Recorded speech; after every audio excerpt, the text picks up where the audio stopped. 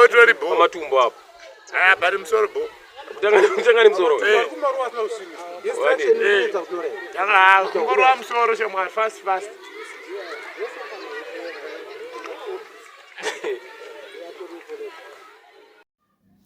Nasi uno tine nyaya ya baba vakabatwa vachiba huku pane chimwe chikoro. Ndobva vapiwa zvikanzi chidya huku yenyu yakadaro isina kana kumbobikwa. Tiri kusangana muchirongwa chatinoti isusu mumigwagwa Svondo rino. Chirongwa chatinoti mumigwagwa Svondo rino takachiparura uye chinyowani pano paUtindi TV. Chirongwa chatinotora nyaya dziri kuitika, vamwe vanoti muma streets social media. Ndosaka takati mumigwagwa Svondo rino. Right. Kune nyaya dzinongopotserwa muma WhatsApp platform, muma TikTok, muma Facebook, dzimwe dzacho dzisina unyatso kuperevera, zvinozotipawo isusu kuti tichizodzifambira. Saka dzimwe dzacho dzakaita seidzo ndo dzatinopota tichikanda muchirongwa chinechi, nechinangwa chekuti zvitipewo chenjedzo kune vamwe vari kurarama upenyu hwakafanana neihwohwo, uyewo zvimwe zvacho zvinotobatsirawo kutsvagawo vamwe vanhu vanenge vachitoshaika. Mune zvakawanda zvatinobatsirika nazvo munyaya dzakaita seidzodzi. So nhasi uno ndine mbiri dzandakabata panapa. Imwe yacho ndeye mudzimai akadzinga murume wake pamusha. Adzinga murume wake pamusha ndobva akutanga kuita zvikomba. Aita zvikomba, pakaenda kodhumaniswa zvikomba zviviri, chimwe chacho chaiva chiri kanzela, chimwe chisiri kanzela. Saka chaiva chisiri kanzela ichi chakandokurumidza kuzviona kuti munhu uyu ane chimwe chikomba chisiri inini. Ende mudzimai uyu anonzi anga otoita mari chaidzo nezvikomba izvozvizvi, akatovakisa musha nekuda kwezvikomba izvi. Saka chiya chakanga chaona kuti mudzimai uyu ane umwe chikomba, chiya chakanga chisiri kanzela chacho chakaita jealous, kurwadziwa nekuda kwakanzela ava. Anditi charwadziwa saizvozvo chakabva chauraya mudzimai nebanga. Chauraya mudzimai nebanga, icho ndobva chazvisungirirawo. Ndeimwe yatiinayo nhasi. Tichakupai zvakazara pamusoro penyaya iyoyo, asi ndisanda kupai zvakazara. Regai ndichitanga ndakupai video remurume uyu akanga achidyiswa huku irimbishi. Mufunge huku broiler, kutorilaza rakatoundurwa zvikanzi chirovai chidyai riri mbishi. Hama dzangu, zviri kwere? Atidaro vanhu vanga vakutoparawo mhosva pamusoro pekunga mabata musungwa momuendesazve kumapurisa, kana achindotongwa otongwa, kana achisungwa osungwa. Hapana kunga pakutoparwa imwe mhosva here apa. Saka regai tikupei nyaya iyoyo, ndo yetiri kutanga nayo muchirongwa mumigwagwa Svondo rino.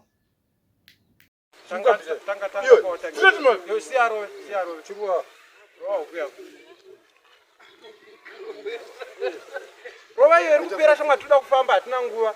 Iye ne 10 minutes inofanira kunge yapera. Ero zvayo. Kutoja cha iwe ruma chako kutoruma zvikuda kupera.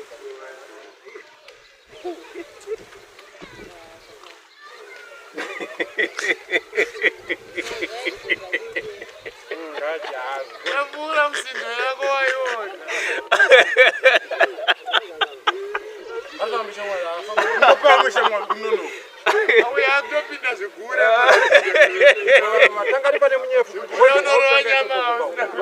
Adirova pano uri kumika hapo.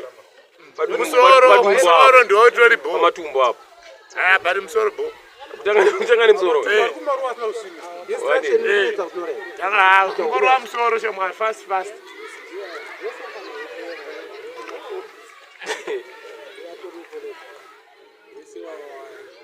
Komanda sauti. Onde ziguri. Sasa baba mangwana.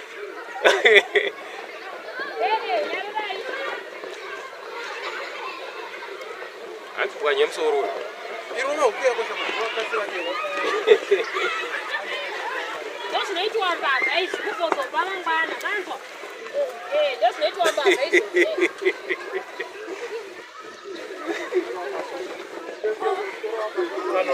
Royo. Zikaini mtisiza koko. Zikaini. wa Dr. Isofisi kana asingazizwa zvanoita.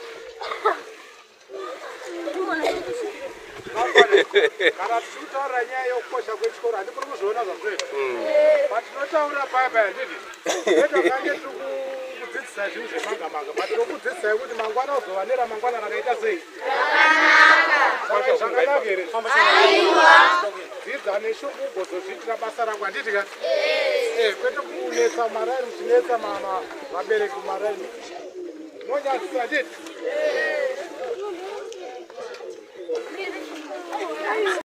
Ndinogara ndakataura kuti nzeve hadzina munun'una, mazvinzwira nekuzvionera zvanga zvichiitika pa. Unfortunately tati inyaya dziri kuitika mumastreet esocial media. Hatina source yenyaya yekuti tinatsoziva kuti zvakaitikira papi chaipo.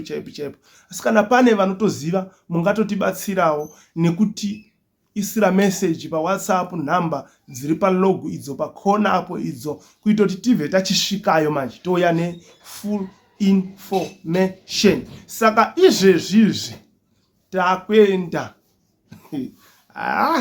idzi nyaya idzi vanodziti dzemijolo idzi nyaya idzi dzanetsa wedwe. Dzimba dzafa, vanhu vapera nenyaya iyo yana baba namai, vanhu vapera nenyaya dzerudo idzi. Amenoti tichaita sei?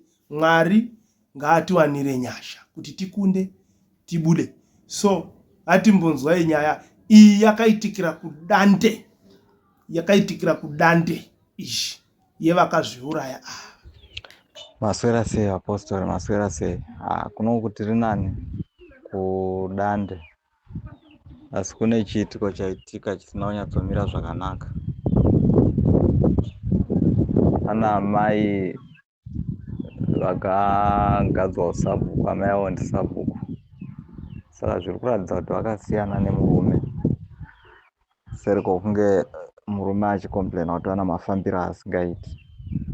Saka musiyana kwavakaita, amai ava vakazenge vane chikomba chavaifambidzana nacho. Vachifambidzana nechikomba chechi, zvikomba zvezve zvakazoita zviviri.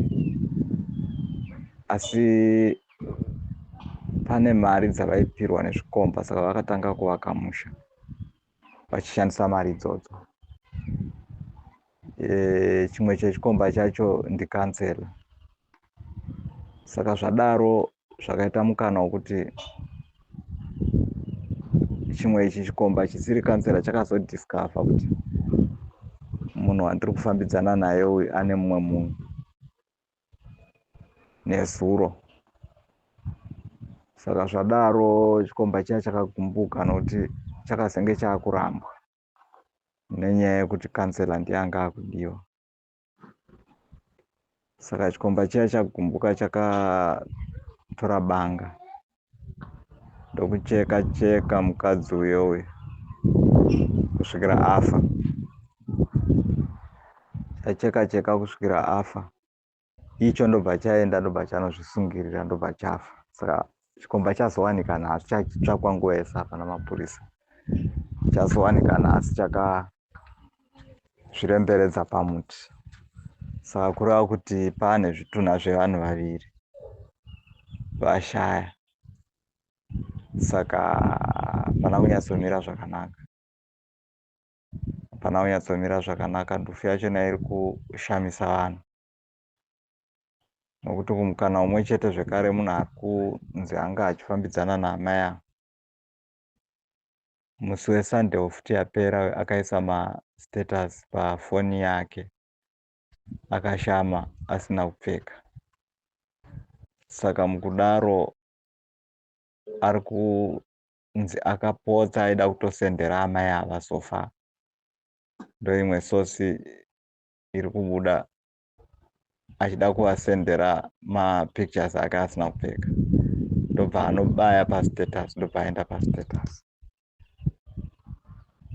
Saka pachine chimiro ichocho chokuti mambo anga akazovhizita kansela uyo achida kuti atiko chii chiri kuitika, because ndakufonerwa futi kubva kumusoro kuti mambo kansela wenyu zvaaita izvi zviriko here. From all angles, kumusangano, vanhu vanga vaisa macomplain kucancel ndobva yazouya futi ichida kubvunza nyaya iyoyo kuti koma photos amaisa aya makashama mamuchida kuedza kuita sei. Saka iyoyo ndo yanga ichiri nyaya iri kufamba. Nguva imwe chete ndobva pazobuda iyo zvitunha zvazviviri izvi. Saka pakaipa kune mhepo iri kuvhuvhuta apostori inoda kunamata. Zvinhu izvi vari kuratidza kuti vakazviita zvaane nguva vachirarama mutsika iyoyo, asi zuva razongokwana ravakwanira zvisina tarisiro. Nekufa kwavo kwazouya vakatora chisimba chekuti vakazosara vaaiwa vari pamusha. Murume asisiripo pamusha, vadzinga murume, asi vazokwanirwa nenguva zvokuti vamwe vaivatsigiraiwo kama vachiti uri kushusha mukadzi. Chokwadi chazobuda maresults acho vakutodembawo futi kuti dai mwana wedu asina kubvira aita zvakadai. Muri kuzvinzwa mega hama dzangu we, patinotaura paya kuti Satani ari pabasa uye kune mweya yetsvina ndiyo iyi. John chapter 10 verse 10 inoti mbavha inongoya kuti ibe, kuuraya nekuparadza. Ndiye mbavha yaitaurwa ndi Satani. Kwete dziya dzamunovharira majeri, dziya dzisi mbavha dziyadzi. Vaya vari kutoshandiswawo nemweya yetsvina ende havasati vasvika level racho remumbavha. Inonzi mbavha inoba mweya wemunhu ndi Satani, ndiyo mbavha iyoyo. So ndiye akadestroya this marriage, akaba marriage, akaba upenyu hwevanhu. So tinozviziva kuti vakawanda tinogona kutofara kuti yes zvaiwana ngwarati arumwa nechekuchera sekutaura kwedu semazuva ese, but mangwana zviri kwako. Tine vakawanda vamwe vatori same situation. Mumwe izvozvi ari kutogara nechikomba wakatiza murume, but akatotarisa izvezvi pana wakatonditarisa, takatotuzurira naso apa wakatiza zvako murume uri kugara nechikomba. Umwe wakatodzingawo murume une chikomba, mumwe utori nemurume izvezvi asi une chikomba futi. Mumwezve ndibaba ari kuita swera kuenda mukwasha wezuva kukanganwa kuti kune mhuri, kamwe kamwana kubhowera, kamwe kwamutohonwa, kamwe kwakitsi yatota, kamwe uko chingotudyara kutusima kunge nyoka isikatozivi kuti vana vaye varipi, kungofamba. Une vana vanganisha mwari, vana vako vari kupi, uri munhu mweya wetsvina. Unotoda Jesu, unotofana kutotendeuka nguva ichipo. Zvimwe zvatobudisa izvi kutokudenhai kuti zvichida pamwe hana yako ingarovawo ukati bheta ndichitodawo Mwari. Unosvike pine zvauri kuita izvi. Tine WhatsApp channel yedu yeutindi TV. Mukaenda mudescription renyaya inoyi munojoina WhatsApp channel yedu iyoyo. Tinopota tichiisa malinki emaprayer group kuitira vanhu vanoda kunamata vaya. Tinopota tichikanda malinki emaprayer group. So zvimwe zvacho zvinoda kunamata izvi. Hazvisi zvega izvi, zvotoda kunamata. So inonzi description, kune vamwe vanonetseka tikati endai mondodzvanya link reWhatsApp channel mudescription. Kune vakawanda vanonetseka nazvo. Kana makangotarisa pafoni video rinoiri, makaritarisa pafoni, pazasi panapa pane tumanzwi turipo twakanyorwa, pane pakanzi more. Tunonyorwa totadza kupera ponzi more. Mukadzvanya ipapo pakanzi more, munobva mwaona, munobva matopinda mudescription. Anditi then matopinda mudescription mwakutowana link, manzwi eblue arimo akanyorwa imomo neblue, ndo amunodzvanya iwaya.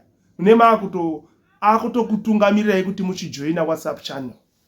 Ngatizarei WhatsApp channel, hailimiti number. Ngatizarei WhatsApp channel. Kune zvakawanda zvatinopota tichibatsirika nazvo. Nyangwe mukasvikako ikatora time isina kuposta chinhu, but kwakakosha hazvina zvazvinobvisa mufoni yako, hazvina zvazvinokukanganisa iwewe kungojoina. Umwe musi unosangana nezvimwe zvinhu zvakatokunakira zvinokubatsira upenyu hwako iwewe.